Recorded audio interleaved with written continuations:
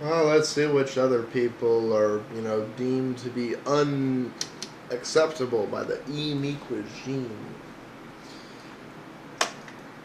Some wondered if Apple, in a worst-case scenario, intended to shutter the entire site, or, in a slightly better-case scenario, would simply shut Google out of La La, an action that would probably kill Google's music search, which is powered by La La.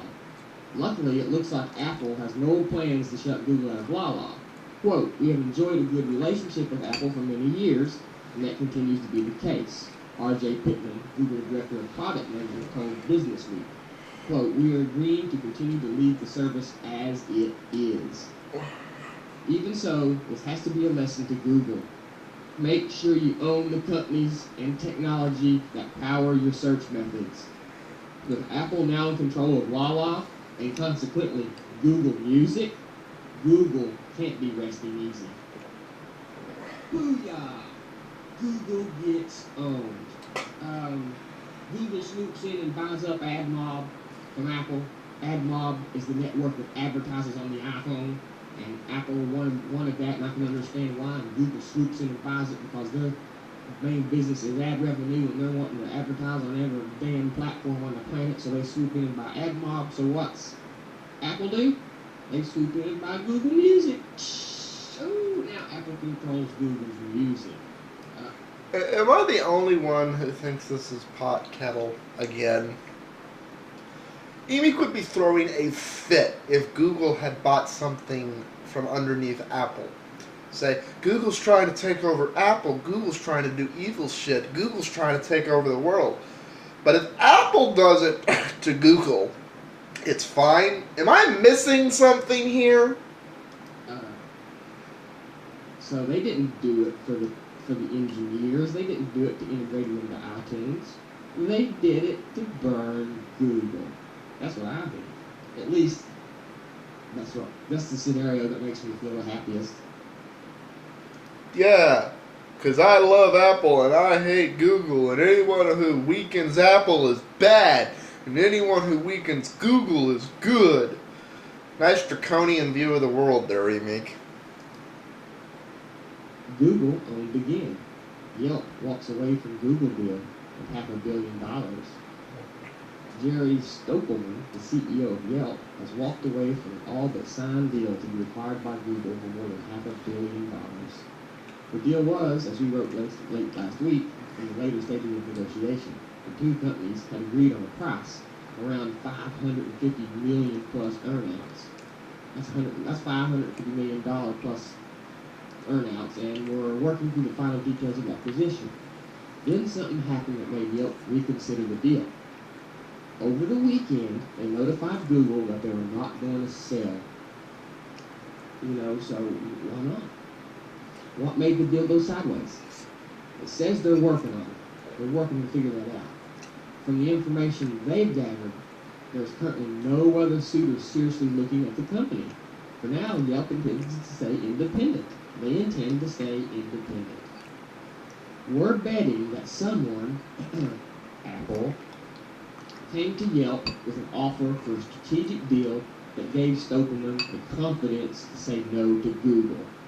But who that partner and what they offered isn't something we've been able to track down. It isn't Microsoft. If somebody give the CEO of Yelp the confidence to say no to Google, and the confidence and backing to make them feel secure enough to walk away from $550 million, somebody's had to have been pretty charismatic to convince them of that. And if I had... Not necessarily. I know from your and mine's point of view, $500 million sounds like, oh my god, what a goddamn amount of money. But, and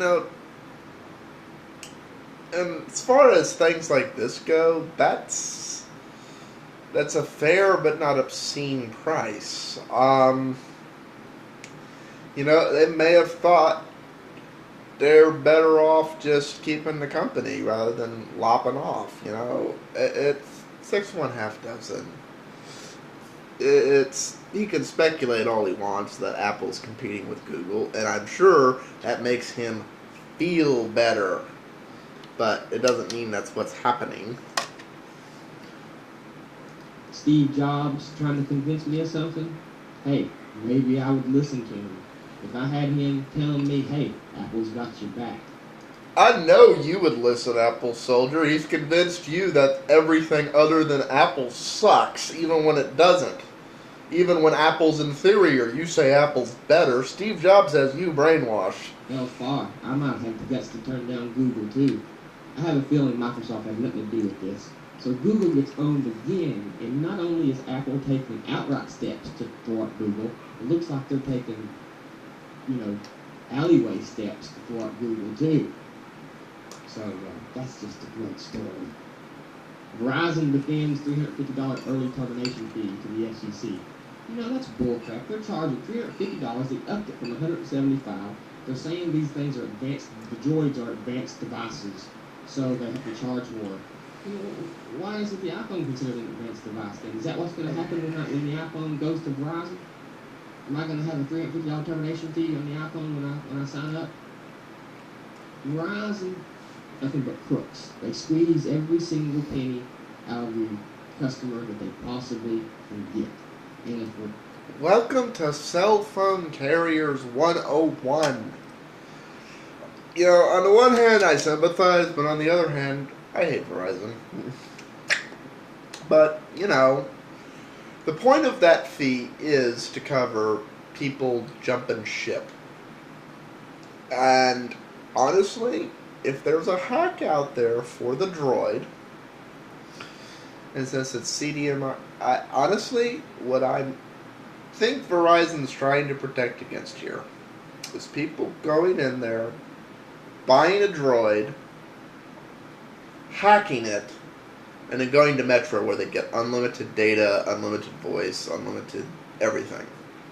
Because, that's $60 at Metro. That ain't $60 at Verizon. So, it's justified, the reason's backing, but the real question is, are people on the side? Honestly, here's what I see happening. If this gets upheld and nobody overturns it, I see all the carriers raising their smartphone things to that price. This happened with the cable boxes and the digital TV boxes and stuff. Some cable company first tried raising that fee, and they were able to get away with it. Now everyone has raised that fee. DirecTV, Dish, all the cable providers. When you get the box for free and you sign a 2-year contract, they say it's a more expensive box. If this holds up or Verizon keeps this, I guarantee you AT&T is going to raise the rate for the iPhone. So, anyways. Right, if the iPhone goes to Verizon, that's fine for the people who want it. But for me, I'll never use Verizon service. They're nothing but a bunch of nickel and diamond crooks. After that. Yeah, I don't agree with that. I think he just goes on the rest of this video talking about Verizon, and I'm coming up on time. But that's the real problem here with all of these phones. You have to, in the States, you have to choose. If I want the iPhone, I have to use AT&T, or I have to do something that Apple wants to make illegal. If I want to use the Droid, I have to use Verizon. It's like, at least the T-Mobile ones can be unlocked, but then, they don't fully work on the other networks. So, all of these things need to be fully unlocked and come in versions that are compatible with every carrier, so you don't have to be locked in. You just go buy the phone you want and take it where you want. That's the way this stuff should be working. Top on time, peace out all, have fun.